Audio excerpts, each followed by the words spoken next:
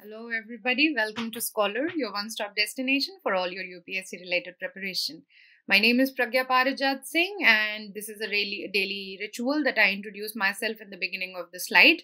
So I am your faculty for this particular subject, and since Indian dances is a huge topic and there are various types of dances that are recognized by the government of India, we've tried to include all of them. In the first slide, we had already covered topics like Bharatnatyam, Kuchipudi, Kathak, Manipuri, and all of these. Some of the other topics are also remaining, which we are going to deal in this particular slide. So, moving on module 6 of the second part of the Indian dances, the first topic that we are going to do is Odissi Dance.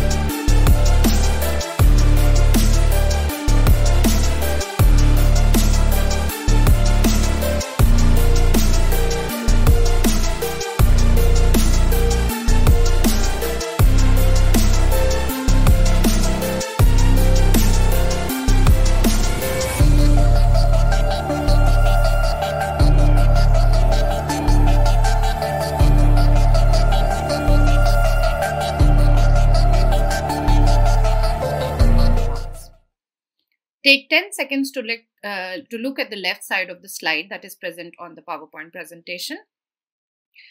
These are some paintings that I have taken through Google, and I tried not to put a direct image of one particular person, rather paintings, because I feel that they give a very beautiful impression as to how the body posture is there and what are the types of costumes that are adorned by the persons, and it will give you an idea as to usually how the dancers used to dress up. So Odissi is known as the oldest dance form of India on the basis of the archaeological evidences, and some of the earliest traditions of dancers can be found when the caves of Udaygiri were excavated by the Archaeological Survey of India. So it is said that there were instances, it is one of the most prominent dance forms which reached its zenith during the time of Hinduism or Buddhism or the Jainists.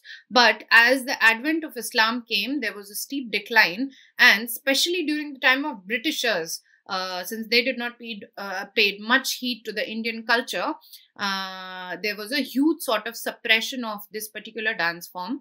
But thankfully, after independence, the momentum of restructuring and reconstruction of this dance form gained the momentum, and it took the flight and again became prominent over a period of time. So it's a dance drama performance art, basically. And it was usually found in the Hindu temples and is mostly found in the eastern coastal states of India. Now, one most famous thing that is associated with Odissi dance is the posture of Tribhang, or the triple posture, triple bent position, basically. So it is also characterized by various bhangas, that is called as the stance, which involves stamping of the foot and striking various postures as seen in the Indian sculptures. Now, they've told that there are 3 types of bhangas, that is the bhang, abhang. So bhangas are basically divided into 3 parts: abhang, atibhang, and tribhang. So there's another one which is called as the sambhang, but when we particularly talk about the atibhang, the only thing that comes in our mind is the posture of Nataraj. I'm sure people must be very well aware as to what is the Nataraj. It is basically the posture that Lord Shiva took place while he was dancing in rage, and it is called as the dance of death. And the posture which he has taken at that period of time is called as the Tribhang posture, and which is basically the triple bend position. So these are basically in 3 particular bifurcations, which is called as the abhang, atibhang, and sambhang. So the techniques of movement are built around the two basic postures of the chalk and the tribhang. The chalk is a position imitating a square, a very masculine stance with the weight of the body equally balanced. And basically, tribhang is a standing position or stance used in traditional Indian art and Indian classical dances. So, whenever you get confused as to what is tribhang, just try to simply close your eyes and remember the position that Lord Shiva had taken while he was dancing in rage and anger. And we are going to particularly deal with one lecture that will cover up, especially with the Nataraj posture or the Tribhang posture, because there is a separate chapter that is given in the class 11th NCERT. So I think that is an important topic which we should not skip, and I think I'm going to particularly take a lecture about it. So it is also said that the Tribhang is a very feminine stance where the body is deflected at the neck, torso and the knee. So they are basically a lot of the neck, the shoulder and the hip movement. All right. And not just that, some other features of Odissi are that there are three traditions of the Odissi dance with very little regional confluences, and these three are basically the Mahari school, the Gotipua school and the Nartaki school. Now, delving further on to details, what is Mahari type of Odissi dance? So, Maharis were Oriya Devadasis or temple girls. Their name deriving from Maha. Mahari is basically a combination of Maha plus Nari or the great Nari, the chosen one, particularly those in the temple of Jagannath at Puri. And I'm sure those who are from Odisha must be very well able to resonate as to what are Mahari and what are Gotipua types of Odissi dances. So they have a very little regional sort of flavor, and that can be seen, but overall the structure for Odissi dance remains the same. The next is the Gotipua form of Odissi. So Gotipuas were basically boys dressed up as girls and taught the dance by the Maharis. Only this tradition of these three remains extant today. Nartaki dance took place in the royal court, so they were basically the court dancers. During the British time, the misuse of Devadasis came under strong attack, so this Odissi dance withered in the temples and become unfashionable at that court. So obviously in the last slide I had told you that during the period of the Britishers it declined. So in a way it was good, in a way it was bad. Why bad? Because this tradition of Odissi dancers rose quite to prominence, and it was a beautiful type of dances that glorified the Indian culture. However, there was some sort of sexual exploitation that was going on by of these Devadasis who dedicated their lives in the temples, and there were instances when it was said that they were sexually abused by the temple priest and the priestess. And henceforth, the Britishers eventually got to know, and they sort of demotivated that this practice should not be continued. And henceforth, with the Devdasi system, this system also steeply declined. So, we are now done with the Odissi, and the next topic that we are going to do is the Mohini Attam. So, take another 10 seconds to look at the left side of your slide, the types of jewelry that this lady has adorned, her facial expression, her hand expression, and the white color of attire that she is wearing. It probably looks like a silk sari, the southern silk sari, and it is white in color, and she is also wearing a kamarband over her stomach. And these were the type of typical this is, if you see Kerala weddings, you'll usually find that the bride in the Malayali weddings usually wear something of this sort. So it is basically a classical dance from a form from Kerala, and it is considered a very graceful form of dance meant to be performed as solo recitals by the woman. So the term Mohini Attam comes from the words Mohini, meaning a woman who enchants onlookers, and Atam, meaning graceful and sensuous body movements. So Mohini Attam literally means the dance of the enchantress. So if we go back into the history, we'll find that there are some folklores and ancient epics that tells that there were instances where Lord Vishnu disguised himself as Mohini, and it is said that he killed the demon Bhasmasura in one of the stories, and in the another story, Mohini, to lure the asuras, demons, away from the amrita, that is the nectar of immortality obtained during the churning of the Palazi or ocean of milk. So for those who do not know, I'm sure you must have heard of Samudra Mantham. So in Samudra Manthan, it is said that there was some sort of churning between one side were the demons and the other side were the gods. And it is said that during this sort of tug of war, the demons took away the ocean of milk, which was said to have given them an immortal life, and they took it away. And the gods felt that if they drink it, they will become immortal and it will become very difficult to kill them. So in order to lure them, Lord Vishnu took the avatar of a Mohini, who was a beautiful enchantress, and as to how she went there in the tens of the demons, and she enchanted through her beauty, and then she took away this pot of ocean of milk, which was said to have given immortality, and eventually got them back to the gods. So these are small beautiful stories that we listen. I don't know how true are that, but yeah, since customs derive, laws also derive their sources from customs, and these are being practiced for over a very long period of time, and these are provided to us in history textbooks, so not too bad to not believe them. Okay, moving on from Mohiniyattam, some other features are the dance involves the swaying of broad hips and the gentle movements of erect posture from side to side. This is reminiscent of the swinging of the palm leaves and the gently flowing rivers which abound Kerala. So there are approximately 40 basic movements known as the Attavukul, and the vocal music of Mohiniyattam involves variations in rhythmic structures known as the Chollu.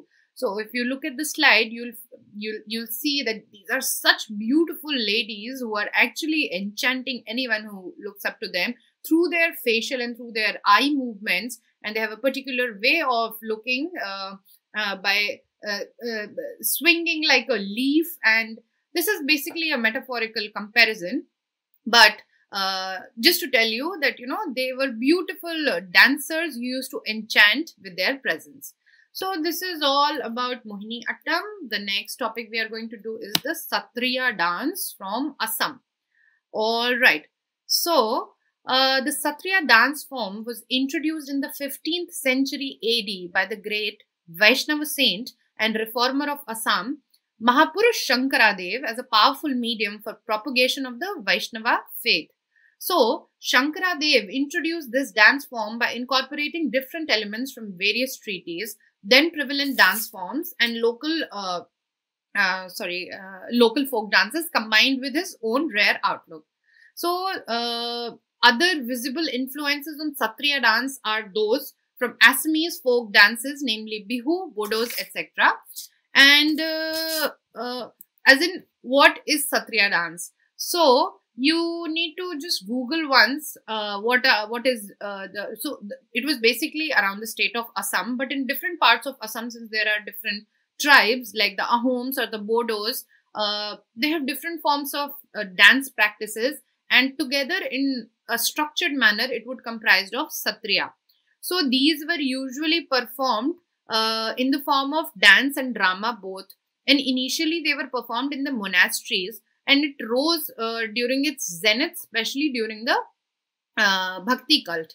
And one act play is called as the Ankiya Nat, and basically they are the dances that are associated with the change of season or whenever there was a harvest of crops. And Bihu is a very important festival from Assam. So Bhogali Bihu, Rangali Bihu. So there's a particular type of dance in which the women join their hands and they do it like this, and it's beautiful. Like whenever you get time, just try to Google it, and the moment you see the videos, it will like get scanned in your brain, and you'll be always able to remember it.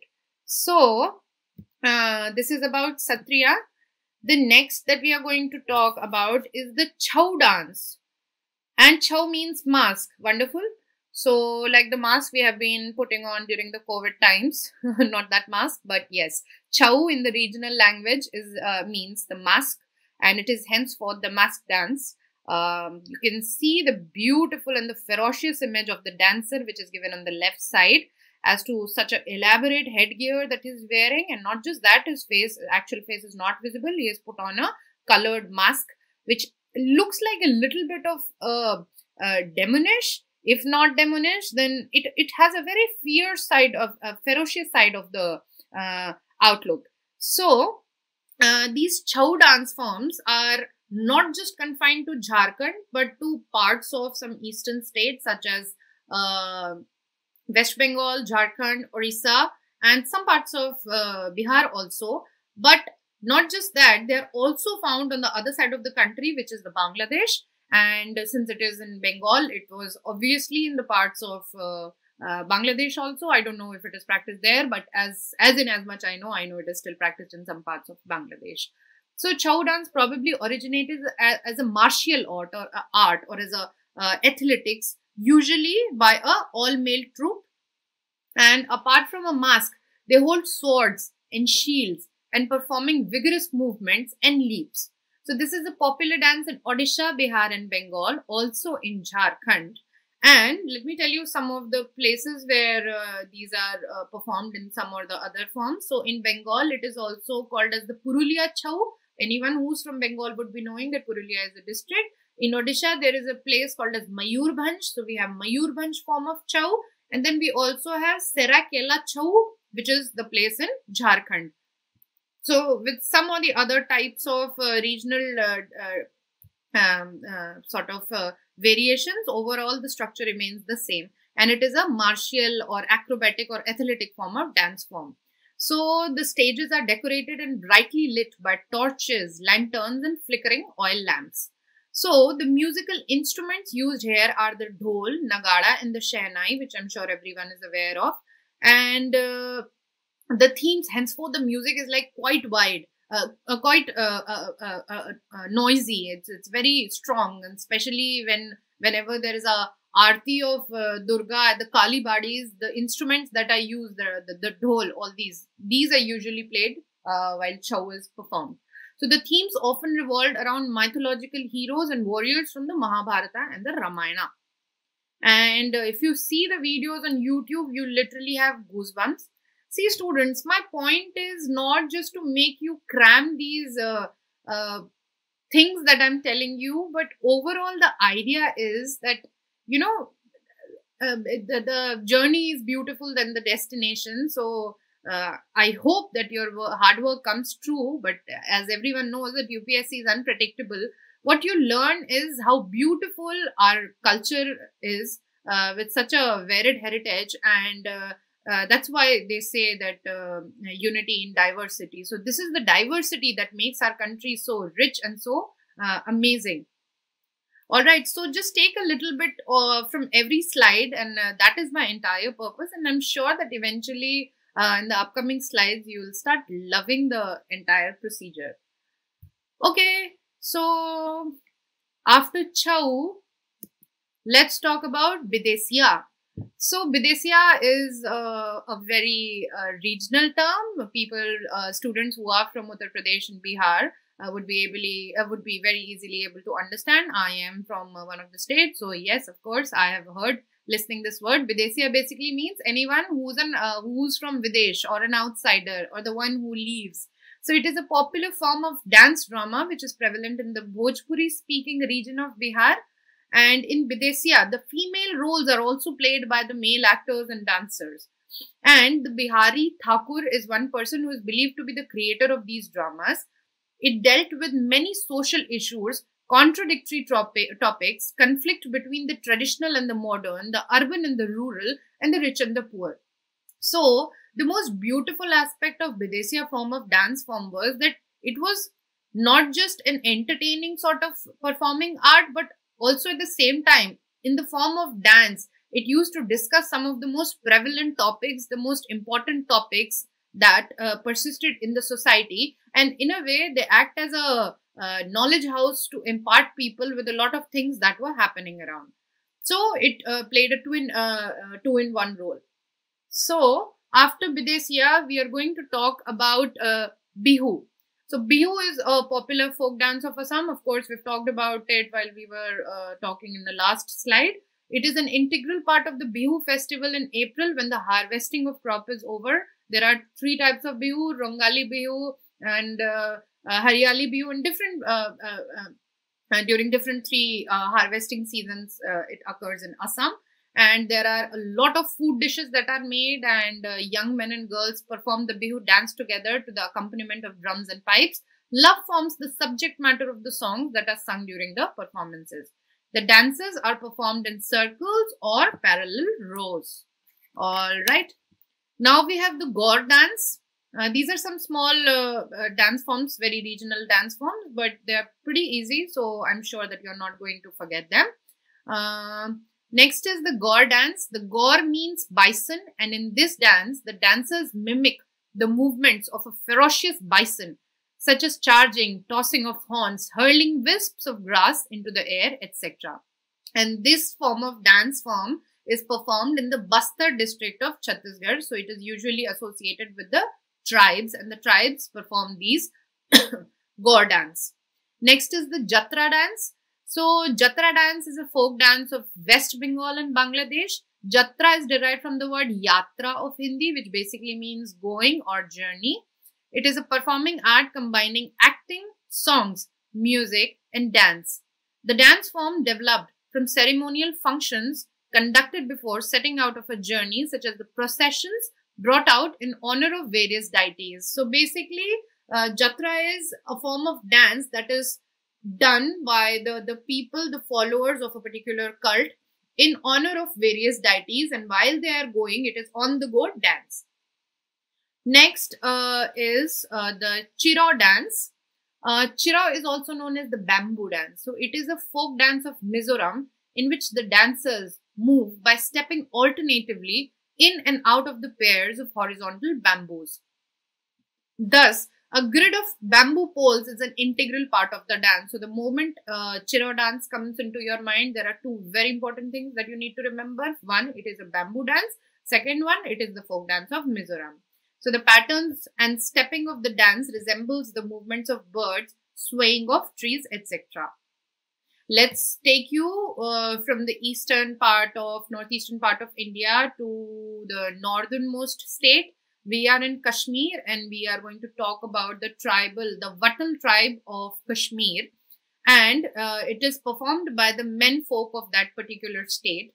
And this dance is performed with long, colorful ropes and tall conical caps. And they also make a circle, and they sing and they dance at the same time.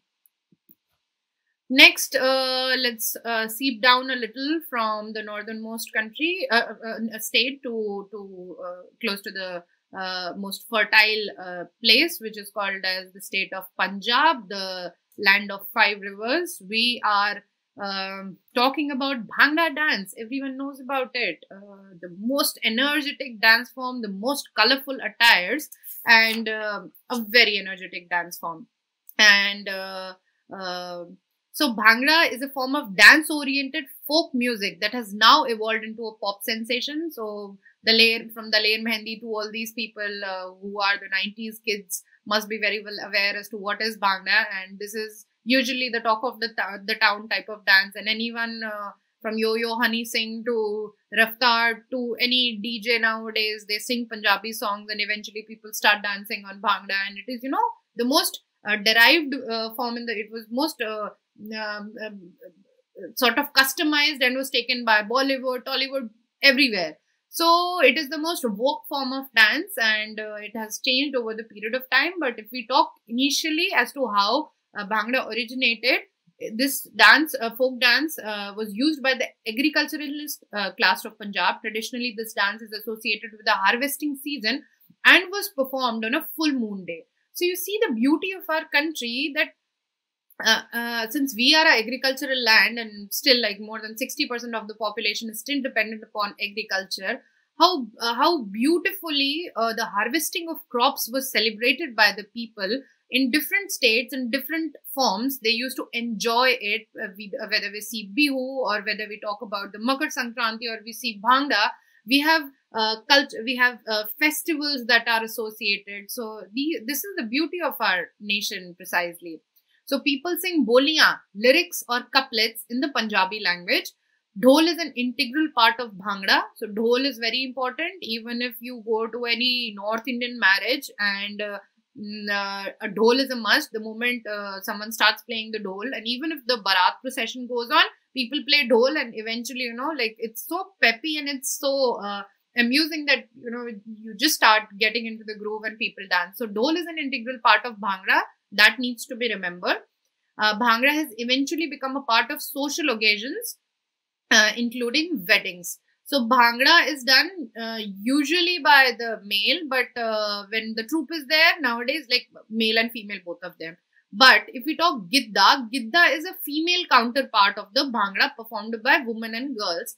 And it does not have a two-headed barrel. So like a dhol, it does not have a two-headed barrel. And, usually like women in the most colorful attires, they stand in circle, and then there is a lead woman who recites a boli and the other one follows it, and eventually they keep dancing.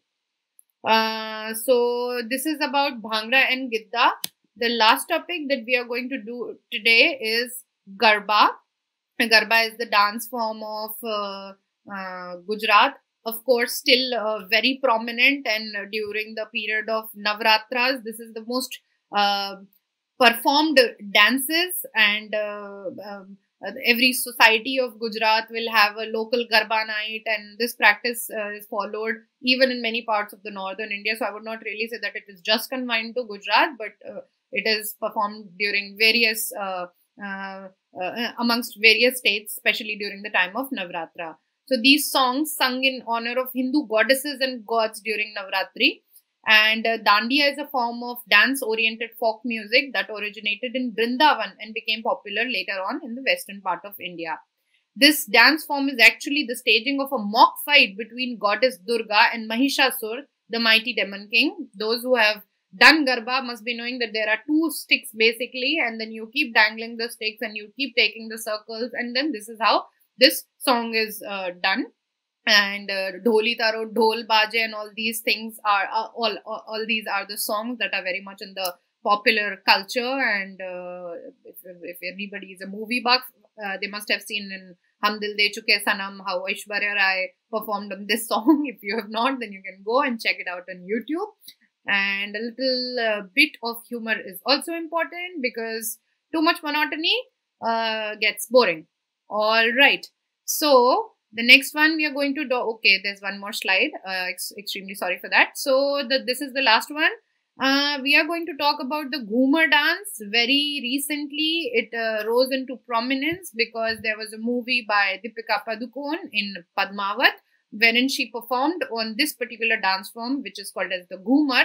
And it's a beautiful dance form wherein if you look at the image on the left side, topmost corner, you'll find that the lady has covered her face with a veil, and she has an elaborate skirt, which is called as the lehenga, of course, and she twirls it and does Goomer basically means Goomer. You take the turn around. So it is performed in a circular manner, and it is a folk dance of Rajasthan and is characteristic dance of the Bhil. So Bhil is a tribe community from Rajasthan who basically used to do it.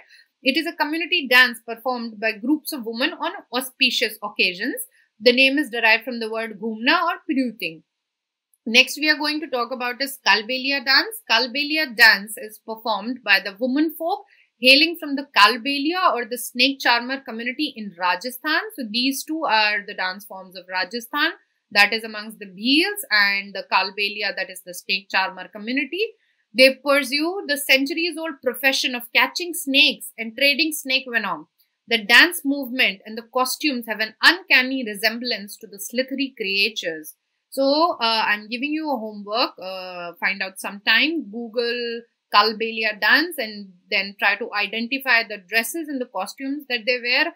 How there is a striking resemblance to the snake creatures. And not just that, Kalbelia dance was also included in UNESCO Intangible Cultural Heritage list. So these were the things that you had learned today, and it was basically a cover up of the entire classical dance forms that are found in India. And I'm sure things would have made sense to you. If there's any confusion, please feel free to write to us at scholar.com. And just reminding you again of the homework, that try to find out time and Google these types of dance forms so that they remain etched in your memory. Thank you so much. Have a good day.